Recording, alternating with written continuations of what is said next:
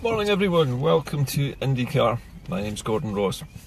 Today I wanted to say something about Ireland. There's been an awful lot of news in the last 24 hours about how the whole issue of the Irish border seems to have completely undermined all of the British government's negotiations for getting past its Brexit divorce deal.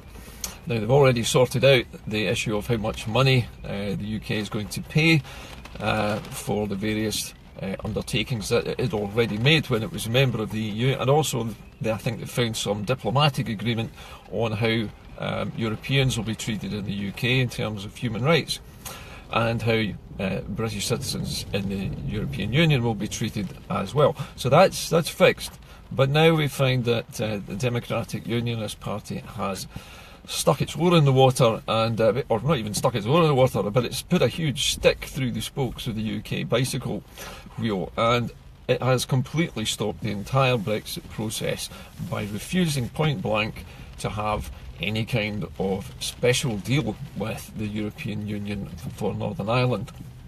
Earlier on I made a post which was a kind of allegory. It was basically just to compare what's happening in Northern Ireland with something simple, like if you took Brexit to mean that every day you were going to get a beating, and the DUP and the European Union said, well, if you have special arrangements with us, then the beatings won't happen to you, and the DUP comes along and says, no, we want to continue being beaten, and because we want to be British. It's basically saying that the DUP would rather Northern Ireland remained part of the UK than had a better deal. In other words, they're trying to say that it's more valuable to them to remain in the UK, to lose all of their jobs, have their entire economy wrecked by a stupid decision made by basically mainland UK, basically by England and Wales, who decided they wanted to close the borders and pull out of Europe, without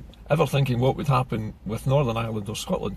But the Unionists have decided that they're going to go along with this, rather than causing any kind of problems for the Conservative Party or any kind of issues for the Constitution. They're prepared to throw their entire people under the bus and wreck the entire Northern Ireland economy, just so that they can say that they're British and wave their Union Jacks from the dole queues, effectively. Now, it's not much use if you're queuing up for your dole money and you can't feed your children, whether you're wearing a Union Jack t-shirt or a Rangers top or whatever. It doesn't make any difference to the fact that you're going to end up poor and jobless.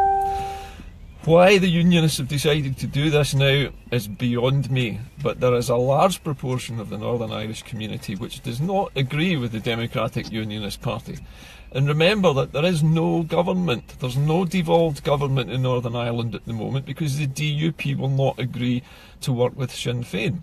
Now, the DUP is the one which is basically condemning all of Northern Ireland to mass unemployment and poverty on a point of political principle. They've also completely wrecked any chance the Tories had of actually getting the Brexit deal to move forward to the second stage. Now, if it's as difficult as this, just to agree to leave Europe, never mind whether we have a trade deal or not, but we can't even get out of the door without the DUP wrecking the entire deal just so that they can paint Union Jacks on their curbstones. How the heck is the rest of the Brexit deal going to happen? Now, I know that the DUP is probably worried that if they got a special deal, that then Scotland would need a special deal. Maybe some other parts of London would need a special deal. And all of those places, like Scotland and London, which might have benefited from having, say, a customs union with the EU, are now not going to get it, all because of 10 Northern Irish MPs. They've scuppered any chance of those three huge parts of the UK getting any kind of deal with Europe. I think you can safely say that the DUP is stuck in the past, that they would rather be British and destitute than anything else. And it's that kind of virtually, it's almost like a religion, this being British to them. It's almost like they must do it. They'll go down fighting. They'd rather starve than have a better life for their people. They'd rather force everybody into destitution than actually do a deal which benefits their own countrymen. It's an appalling way to behave as elected politicians who are supposed to represent all the people of Northern Ireland, not just their own party, all of the people, even those of them who didn't vote for the DUP. They're being condemned by this action. So I'm annoyed about this, as you can tell. On the plus side, it now forces the issue of Scottish independence back to the front of the political agenda. It's now being pushed forward again, because if the DUP is capable of scuppering Brexit and it's capable of undermining everything that's going on in the United Kingdom just because they've got 10 MPs who support one weak Tory Prime Minister, then anything could happen. If the DUP withdraws its support for Mrs May, then there'll be a general election, and the likelihood is we could have a Corbyn government, which is also going to take us out of the EU, but we'll have even less of a clue about how to do it. Scotland is sitting here watching this chaos going on, and just about everybody I've spoken to, even people who voted no in the past, are now basically thinking, hang on a minute, this is not what I voted no for. I voted no because I wanted to stay in the European Union. I voted no because I wanted shipbuilding, and I'm not getting that either. I voted no because I wanted to keep the farm subsidies for Scottish farmers. And now you've got Scottish farmers who voted leave saying, oh, what's going to happen to my subsidies? Well, sorry, too late. You voted them away when you voted to leave. The whole thing is a gigantic mess. It's probably the worst cluster mess, to put it politely, that there's ever been in political history anywhere. A country voting effectively to destroy its own export economy, but not only that, but to destroy the export economies of Northern Ireland and Scotland as well, and possibly Wales if it has any kind of export economy. So now we have a situation where we know that there's never going to be a good Brexit deal, because the DUP will always oppose anything which involves a customs union. Now, if there can't be a customs union, in other words, if we're not prepared to allow goods and people and services to flow back and forth across your border with the European Union, then you don't get a trade deal. The best you could get would be to be trading under the World Trade Organization's trade rules, and all that means is 25% more expensive goods. It's simple as that. Everything will jump in price by 25%, and all of the stuff that we sell abroad will go up in price by a similar amount, and so we will lose about a quarter of our export economy instantly because of the DUP and the Tories. Now you hear what I'm saying here, the DUP are to blame and the Tories are to blame, because both of them want Brexit. They want barriers up. The DUP, the way it's carrying on, wants the repartitioning of Ireland. They're basically wanting to put a concrete wall right across the lower part of Northern Ireland and to keep people out. I mean, it's as simple as that. That's effectively what they have done, is they've pulled up the drawbridge and they're doing a Donald Trump. They're probably going to try and get the Irish Republic to pay for the wall. That'll be the next thing. But anyway, as far as we're concerned here in Scotland, it's just made independence now the only way that we can escape this madness, is to become independent and run the country properly, as we are doing at the moment. Our NHS is the best performing health service in the entire United Kingdom. Our economy is the only one which is running in the black and making a surplus. We have high rates of employment, low rates of unemployment. We've got a lot of capital coming into the country to invest in green energy and renewables. We've got a massive whisky industry which is still a huge success story. All of that is at risk. If we go down the Brexit route and we do what the DUP is doing in Northern Ireland, then you can say bye-bye to your economy, bye-bye to all of the money that you're making from your exports. You can say cheerio to 80,000 jobs, maybe more than that. 80,000 directly affected by Brexit.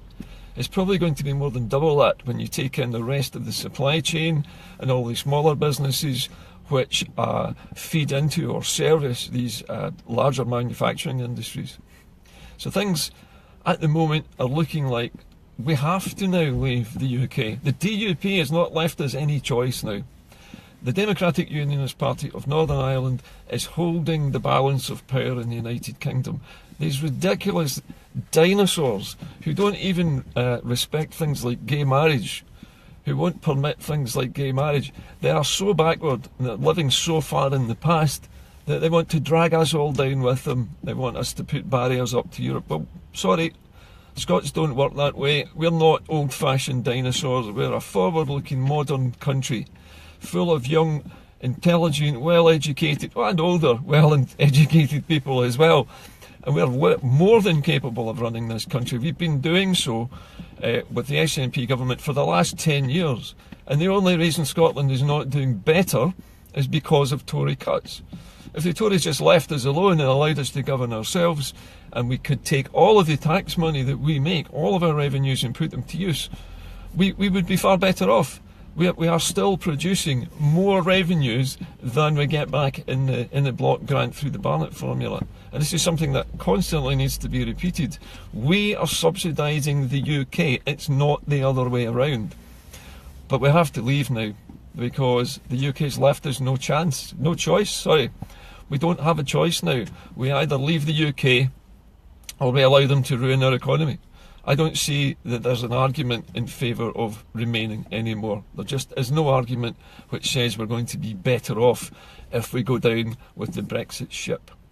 So, for me, I think this issue with the DUP has been the straw that broke the camel's back. It's been the last straw, for me anyway, and it just shows you that the government which runs the UK is dancing to the tune of 10 Northern Irish MPs whose sectarianism is driving their political agenda. Nothing to do with the good of the UK, nothing to do with the jobs and the security of millions of other people in other parts of the UK. They are only interested in not being given a better deal. I mean, who on earth could be so perverse as to turn down a better deal from Europe? Only the DUP could be that stupid. Anyway, my point now is we have to get ready for the next independence referendum. I made a post yesterday about installing blockchain voting as the voting system for the next referendum. There is still time to do that. I know that the Scottish Government is looking at that as a possibility. Blockchain is a simple way of voting online which is entirely secure. It would allow people to vote anywhere, at any time, in the lead up to the deadline for the next referendum. So the actual polling for the next referendum could take place over a month. It doesn't have to all happen on the one day. And with blockchain, you can change your vote if you change your mind, any time up to the cut-off date. And at no time will anybody know what you voted. Nobody will be able to hack in and find out how you voted.